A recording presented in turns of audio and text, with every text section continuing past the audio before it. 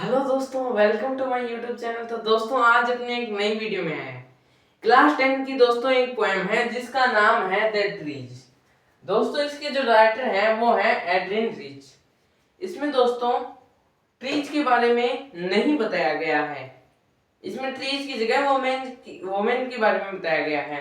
इसमें जो ट्रीज हैं वो किसके किसके ओर सिंबलाइज कर रहे हैं, वो कर रहे हैं वोमेन की ओर। किसकी ओर कर रहे हैं? वोमेन की ओर कर रहे हैं। तो इसी वीडियो में दोस्तों अपने यही पढ़ने वाले हैं। इसमें पहले आपको मैं मोटा मोटा समझा देता हूँ। मोटा मोटा क्या है इसमें, ये आपके कुछ इंपॉर्टेंट पॉइंट हैं जो आपको दोस्तों याद करने पड़ेंगे और आप एग्जाम में लिख के आ सकते हो इन पॉइंटों को।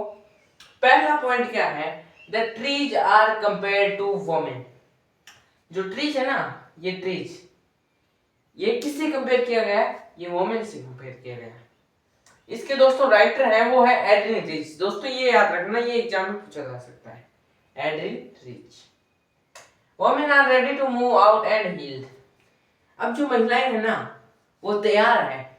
पहले क्या किया जाता था? वोमेन को दबाया जाता था और मर्दों को क्या किया जाता था? बढ़ावा दिया जाता था। Women have remained in doors. जो वोमेन थी वो डोरों में दरवाजों में बंद थी, अब वो बाहर निकलने लग गई है। The forest was incomplete will look complete now. Forest, forest दोस्तों वोमेन में ही आता है। फॉरेस्ट के अंदर जो ट्री आते हैं ना, फॉरेस्ट में क्या होता है? फॉरेस्ट में ट्री होते हैं। तो जब फॉरेस्ट वॉज इनकम्प्लीट, जो फॉरेस्ट थे वो इनकम्प्लीट थे यानी खाली थे, यानी जो ट्रीज थे वो खाली थे। विल लुक कंप्लीट नाउ, अब वो क्या करेंगे? वह पूरी तरह से क्या दिखेंगे? कंप्लीट दिखेंगे। Women were struggling hard.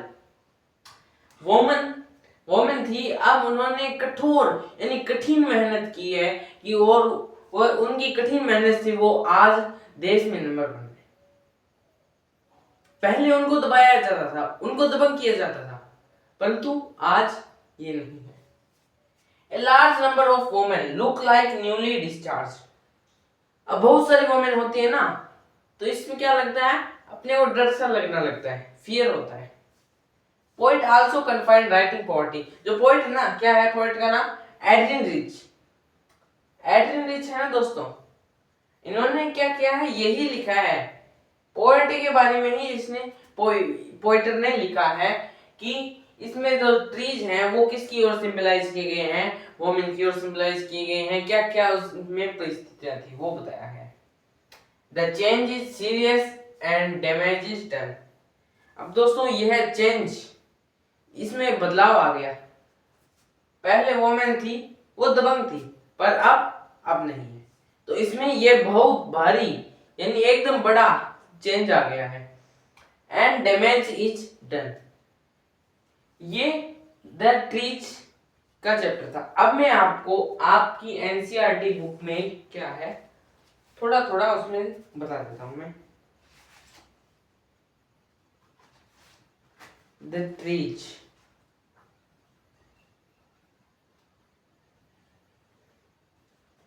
the trees inside are moving out into the forest.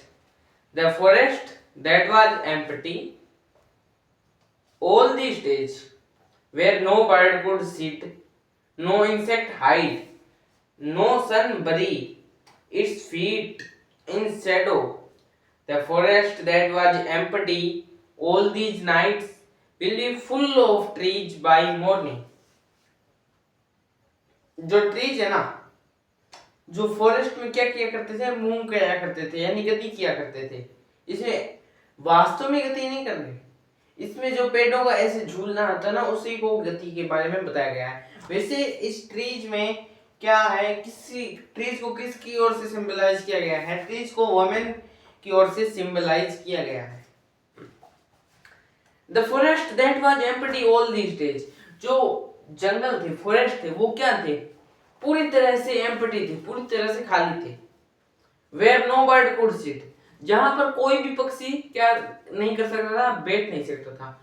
Where no insect hide, जो भी कीड़े मकोड़े होते हैं ना, वो क्या नहीं कर सकते थे? वो छुप नहीं सकते थे।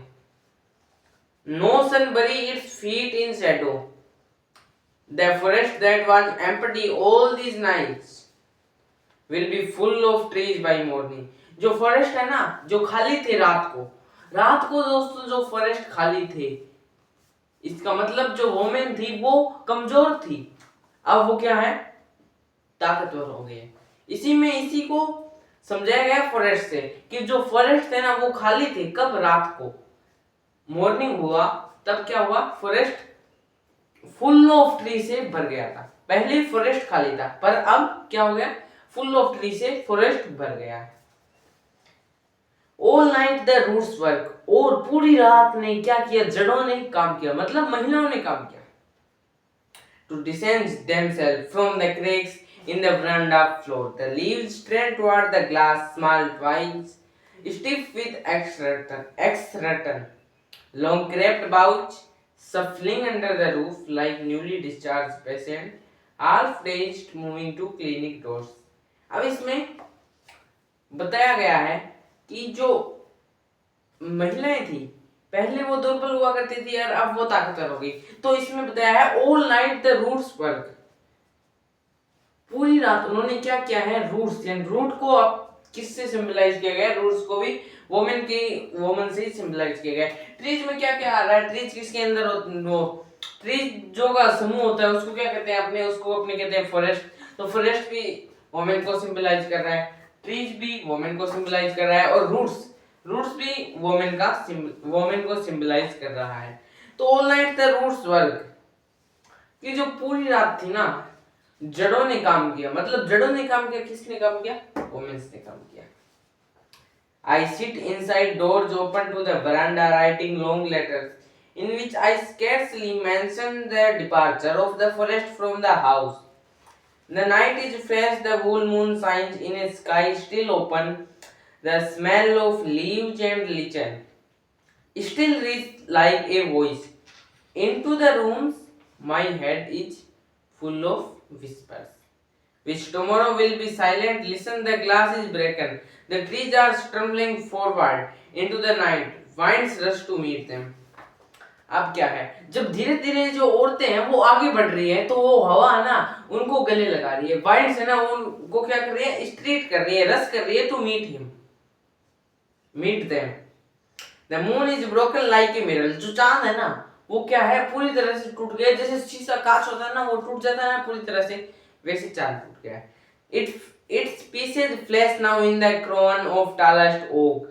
अब दोस्तों जो वह टूटा तो उसके जो क्या है, फ्लैश, यानी कुछ चमत्कारी वस्तुएं हैं वो अभी भी एक टालेस्ट ओक का पेड़ होता है ना, ओक चीज का पेड़ होता है ना जिसको आप हिंदी में बोल सकते हो, उसके बारे में, उसके जो टुकड़े ना वो ना उसको अट्रैक्टिव कर रहे हैं, उसको फ्लैश कर रहे हैं, चमत्कारी वस्तुएं, उनसे क्या बन गया, एक ओक का पेड़ बन गया है।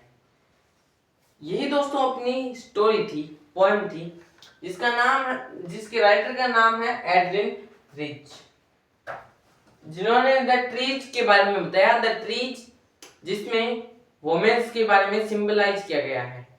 तो दोस्तों मैं उम्मीद करता हूं कि आपको ये द ट्रीज वाला चैप्टर एकदम इजीली समझ में आ गया होगा। अब नेक्स्ट अपने दोस्तों पॉइंट पढ़ेंगे जिसमें फोक के बारे में बताऊंगे, पर दोस्तों वो फोक होगा उसमें वो वेरी सिंपल है, कुछ नहीं, 1-2 लाइन का है, मेरे हिसाब से वो लगभग 1-2 मिनट की वीडियो बनेगी। तो दोस्तों till then thank you, bye bye, फिर मिलेंगे, तब तक के लिए धन्यवाद।